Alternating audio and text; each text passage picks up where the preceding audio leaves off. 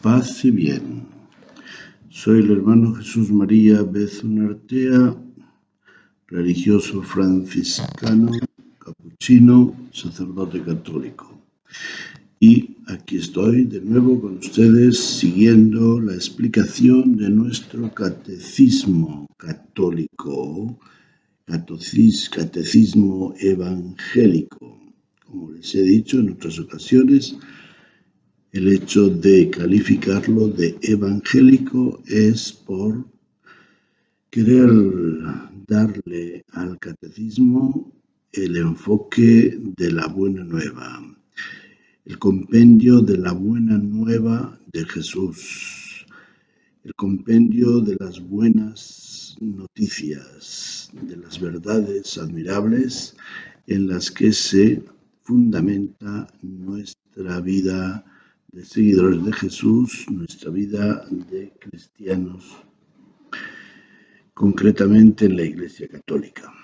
Bueno, pues hoy nos toca ya uno de los últimos temas, que es el misterio de la vida eterna, que lo enunciamos en el credo de los apóstoles diciendo: creo en la resurrección de la carne y en la vida eterna. Mientras que en el otro credo, nacianceno constantinopolitano, decimos: espero la resurrección de los muertos y la vida del mundo futuro. Amén. Vamos a tener en cuenta estas dos enunciaciones para darle una comprensión y explicación más completa. Comencemos por notar que en el credo nacianceno constantinopolitano no se usa el término creo, sino espero. Con este verbo se está añadiendo un matiz a la fe en la resurrección para la vida eterna, a saber, nuestra fe nos orienta al futuro y por ello se convierte en esperanza. Recordemos asimismo que la carta a los hebreos nos dice: la fe es garantía de lo que se espera, es la prueba de las realidades que no se ven. Así comienza el capítulo 11 de esta carta. La fe es garantía de lo que esperamos, es la prueba de las realidades, de los misterios que no vemos. En otras palabras, la esperanza presupone la fe. Y esta, además, da sentido y fuerza a la esperanza. Entonces, una esperanza sin fe, pues ven a decir que no es posible. La fe es la que da sentido a tener una esperanza. Creo en, por eso espero tal cosa. También conviene subrayar que al hablar de resurrección de los muertos y vida del mundo futuro, estamos hablando de dos aspectos diferentes, quizá dos aspectos que completan nuestra fe en la vida eterna. La resurrección tiene como horizonte la vida del mundo futuro. En otras palabras, la vida en el cielo por toda la eternidad. La resurrección de los muertos tiene como horizonte la vida eterna del cielo. Nuestro mundo occidental, que es presa de tantos o víctima de tantos ídolos que le abruman y que lo seducen, ha ido perdiendo la fe en los valores espirituales. De ahí que haya buscado en las últimas décadas satisfacer sus anhelos de felicidad en lo palpable, en lo sensible, a los sentidos, a medida que se le han dado nuevas oportunidades materiales de progreso. Las tres tentaciones de Jesús se han vuelto a repetir en la experiencia y desarrollo de la vida del ser humano, y el hombre moderno o posmoderno, como se dice en ciertos círculos, ha sido seducido por esas ofertas. Ha caído en un materialismo ciego y sin horizontes, en un convertir al Dios soberano en un Dios funcional y servidor de sus intereses, y en querer ser dueño de la vida y de su propia felicidad con el poder del dinero, de la técnica, de la ciencia y de los placeres. Por esta razón se ha hecho sordo a la esperanza de un mundo más allá del presente, y al hablarle de una vida eterna después de esta vida terrenal, arguye que nadie ha venido del más allá para decirnos que exista.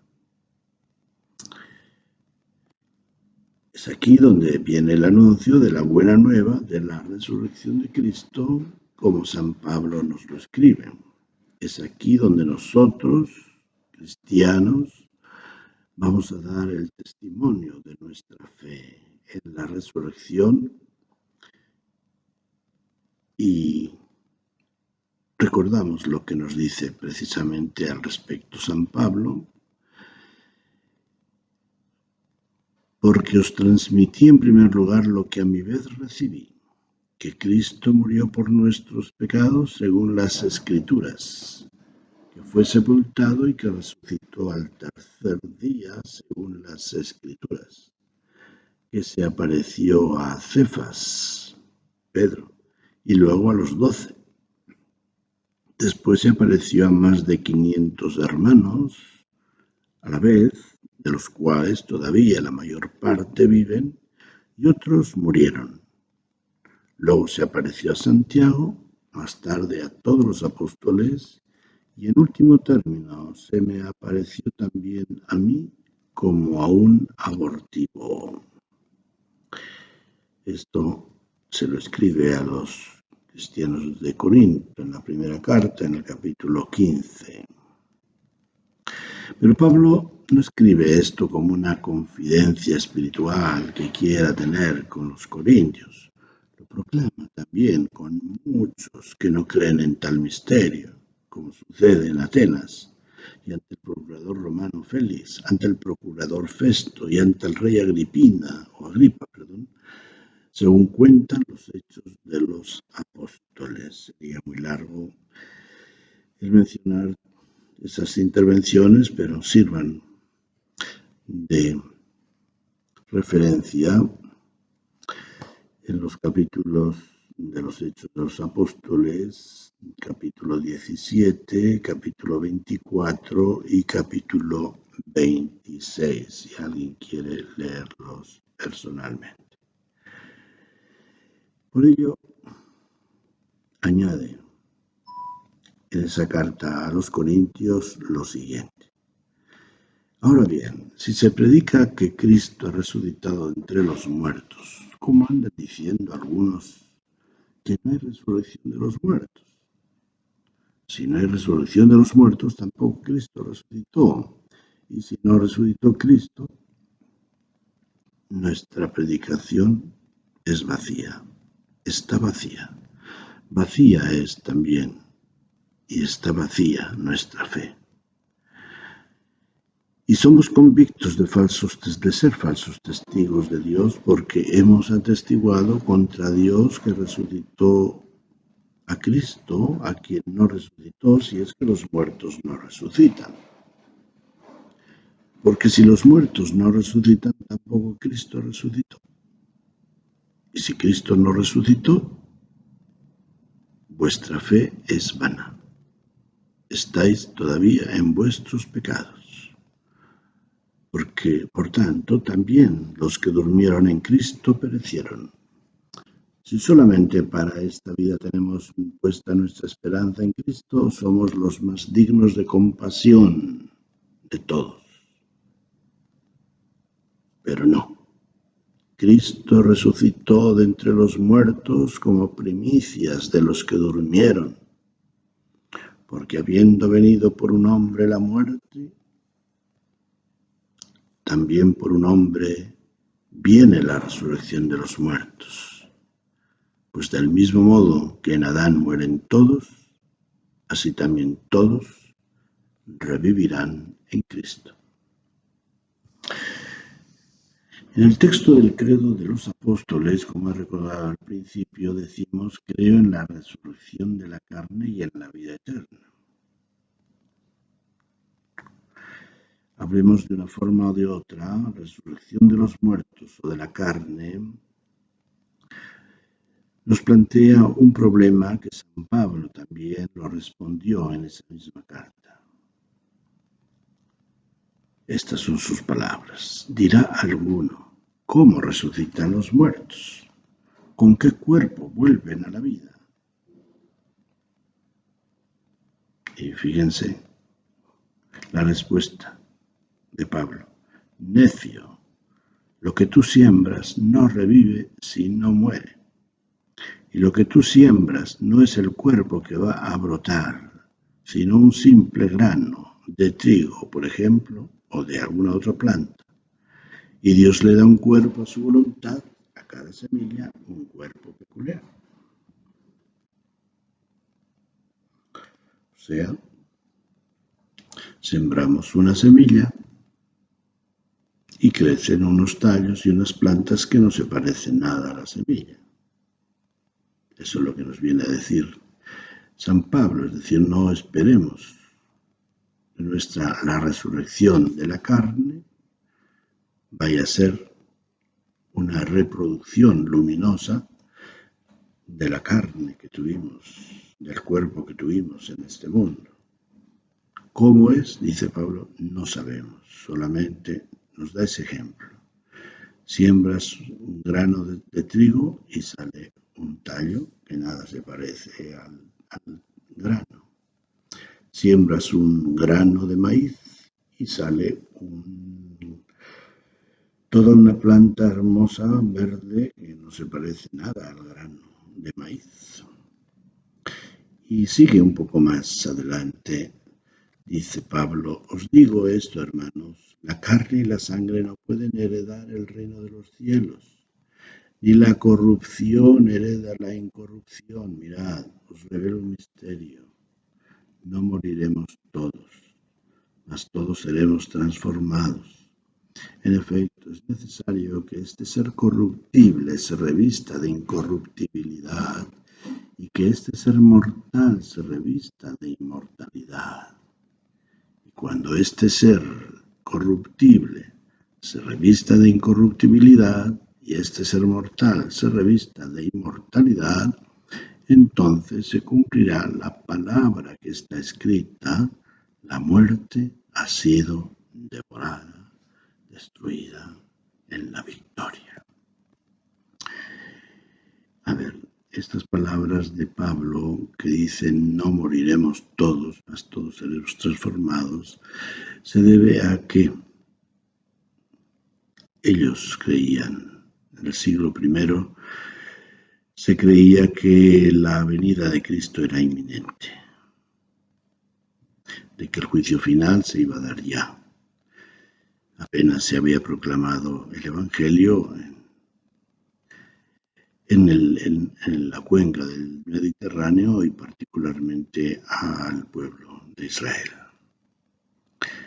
Pero vemos que no sucedió así. Por eso esas palabras pues nos suenan un poco extrañas, ¿no? San Pablo también había tratado este tema en sus cartas a los tesalonicenses. Recordarán, vamos a recordarlo. Por ejemplo, en la primera carta dice: no queremos que estéis en la ignorancia respecto de los muertos, para que no os entristezcáis como los demás que no tienen esperanza. Porque si creemos que Jesús murió y que resucitó, De la misma manera, Dios llevará consigo a quienes murieron en Jesús. Os decimos esto como palabra del Señor. Nosotros, los que vivamos, los que quedemos hasta la venida del Señor, no nos adelantaremos a los que murieron. El Señor mismo, a la orden dada por la voz de un arcángel y por la trompeta de Dios, bajará del cielo, y los que murieron en Cristo resucitarán en primer lugar. Después nosotros, los que vivamos, los que quedemos, seremos arrebatados en nubes junto con ellos al encuentro del Señor en los aires. Y así estaremos siempre con el Señor. Se confirma pues esta fe y esta esperanza que ellos tenían de que la venida triunfal de Cristo iba a ser inminente en cuestión de años o de pocas décadas. Pero parece que algunos habían malinterpretado el tema de la venida escatológica del Señor, la esperaban tan cerca, que iba a suceder de un día a otro, que estaban ahí como mirando la sopa boba, esperando, no, pues si ya va a venir el Señor, si ya se acaba esto, ¿para qué trabajamos? ¿Para qué? Entonces, en la segunda carta a los tesalonicenses les escribe esto. Por lo que toca a la venida de nuestro Señor Jesucristo y a nuestra reunión con Él, os rogamos, hermanos, que no os dejéis alterar tan fácilmente en vuestro ánimo, ni os alarméis por alguna manifestación del Espíritu, por algunas palabras o por alguna carta presentada como nuestra, que os haga suponer que está inminente el día del Señor. ¿No os acordáis que ya os dije esto cuando estuve entre vosotros? Sí, lo que Pablo dice que no hay fecha. Que no hay fecha, que no se sabe. Jesús ya lo había dicho en el Evangelio. Solamente el Padre sabe cuándo esto sucederá. Y pues Pablo viene a poner en guardia a estos tesalonicenses que se estaban dando la vida fácil, esperando que de un día para otro venía el fin del mundo y el Señor venía ya para llevarnos a todos al cielo. Por eso llega a decir, y el que no quiera trabajar, que no coma.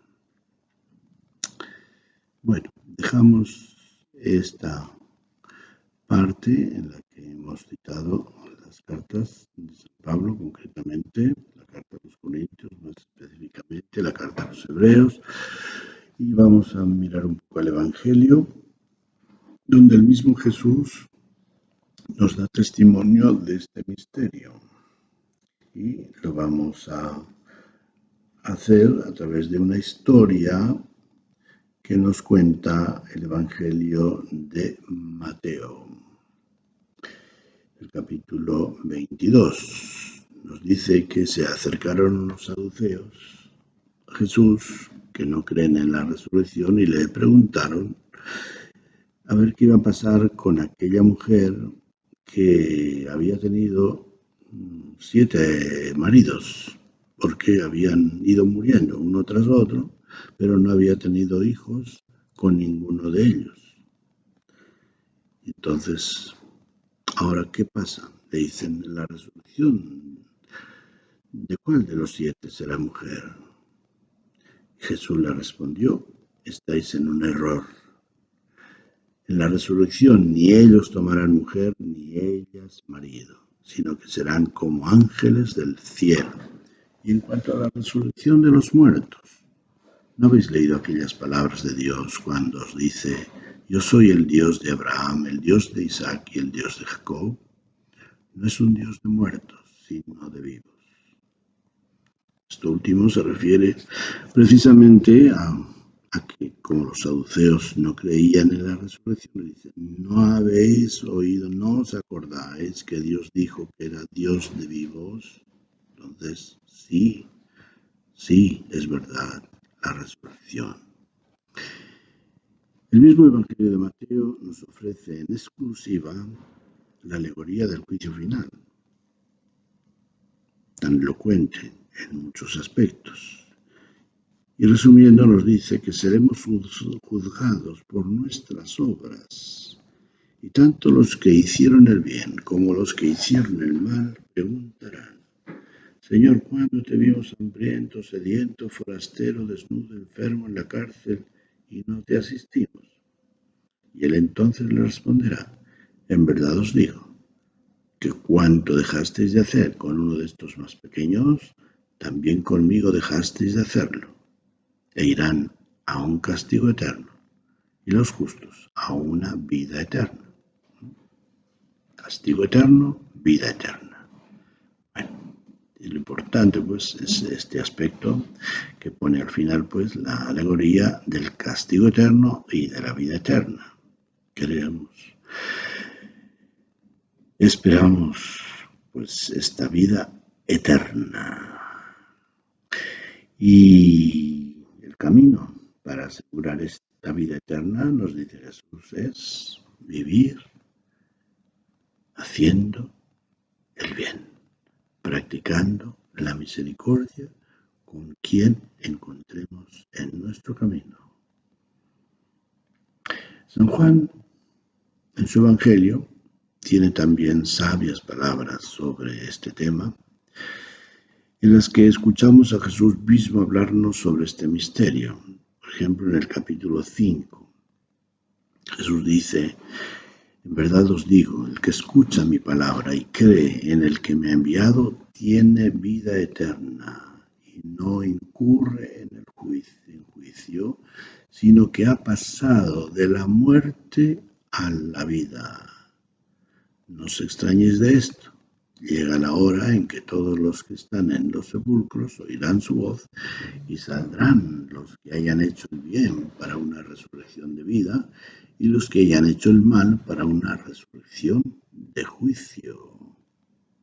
Nadie puede venir a mí si el Padre que me ha enviado no lo atrae, y yo lo resucitaré el último día.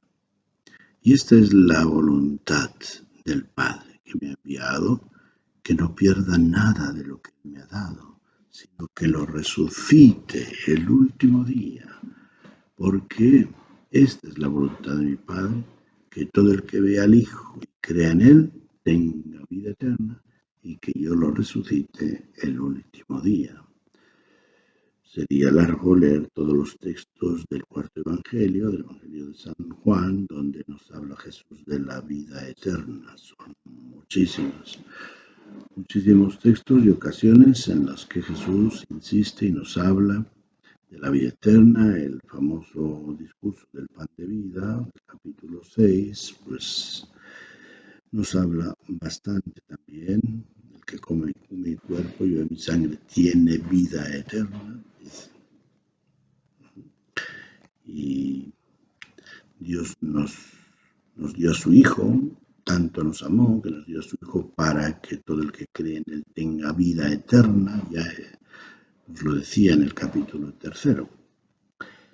Es muy importante al respecto, interesante el diálogo de Jesús con Marta, la hermana de Lázaro, cuando Jesús viene a verlas y con la intención, obviamente, de resucitar a Lázaro.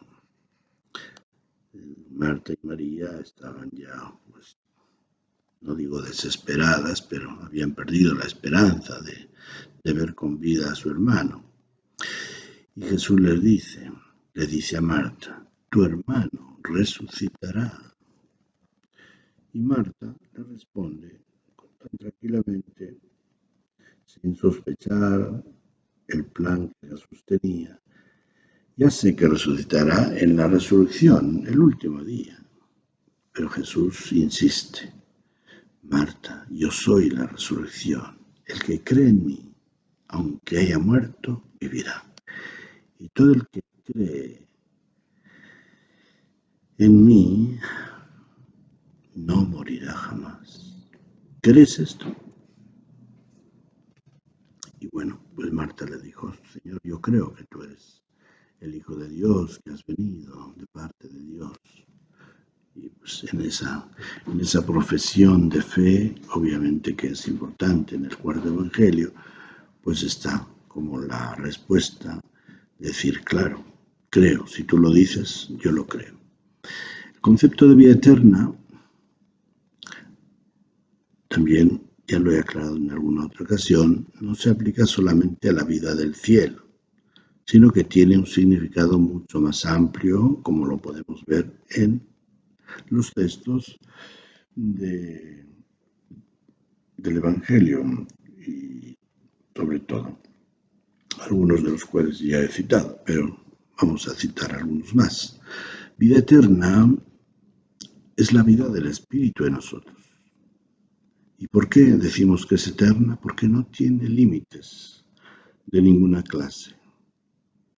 No tiene límites de tiempo, ni tiene límites de amplitud de vida,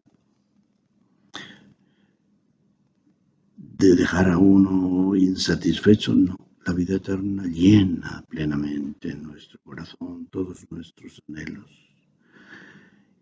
y se manifiesta particularmente en los frutos del Espíritu, como son el amor, la paz, el gozo.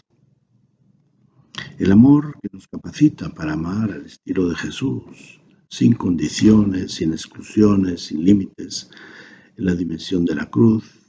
El amor que San Pablo presenta como el más sublime de los carismas en su primera carta a los Corintios y que ha sido derramado en nuestros corazones por el Espíritu que se nos ha dado. De hecho, San Juan nos dice que en el amor a los hermanos sabemos que hemos pasado de la muerte a la vida. La paz, como fruto del Espíritu, es el don por excelencia de Cristo resucitado y tener la vida eterna es garantía de la resurrección. Tener la vida eterna. Sí, como digo, hablar de vida eterna no es solamente hablar de resurrección para ir al cielo, es mucho más amplio, pero precisamente cuando tenemos nosotros la vida eterna, que es la vida del Espíritu en nosotros, en mayor o menor medida, según le dejemos al Espíritu abarcar nuestra vida, esa vida eterna nos garantiza la resurrección después de la muerte. Así Jesús lo dice en el capítulo 6, el que come mi carne y bebe mi sangre tiene vida eterna y yo lo resucitaré el último día. Capítulo de San Juan. Y en el tercero, lo que mencioné hace un rato, tanto amó Dios al mundo que le dio a su Hijo, para que todo el que cree en Él tenga vida eterna. Hoy, más que nunca, a medida que nuestro mundo occidental se seculariza, perdiendo el sentido de lo sobrenatural, es lo que significa el término secular o secularizarse, perder el sentido de lo sobrenatural. A medida que esto pasa, nosotros, los creyentes en Jesús, le debemos al mundo la luz de nuestra fe en la vida eterna. La vida eterna que brillará ante sus ojos, ante los ojos del mundo, digo, cuando vivamos según los valores de Jesús, según los valores del Evangelio, sobre todo el amor solidario que se desvive por el hermano, por los hermanos en cualquier necesidad. Entre las generaciones jóvenes de los países católicos y cristianos encontramos actitudes muy diversas y negativas ante lo religioso. Entre ellas está el rechazo frontal, está la indiferencia, está el agnosticismo con diversos matices y también el ateísmo. Está el disfraz del anticlericalismo como razón para pensar que lo religioso es un negocio y está la despreocupación por ese campo, por considerarlo trasnochado y superado por la ciencia.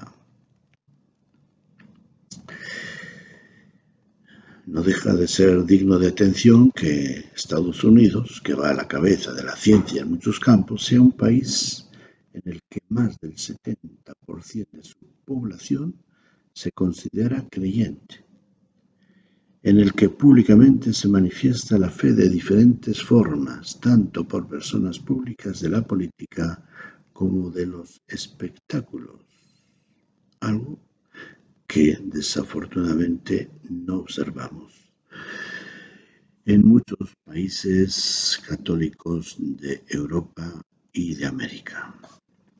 Sin embargo, cuando vemos y escuchamos lo que pasa en amplios grupos de juventud que se enajenan con el sexo, las drogas, el suicidio, no podemos encogernos de hombros y dejar que pase, pues se trata de un amplio margen o porcentaje de la sociedad occidental particularmente.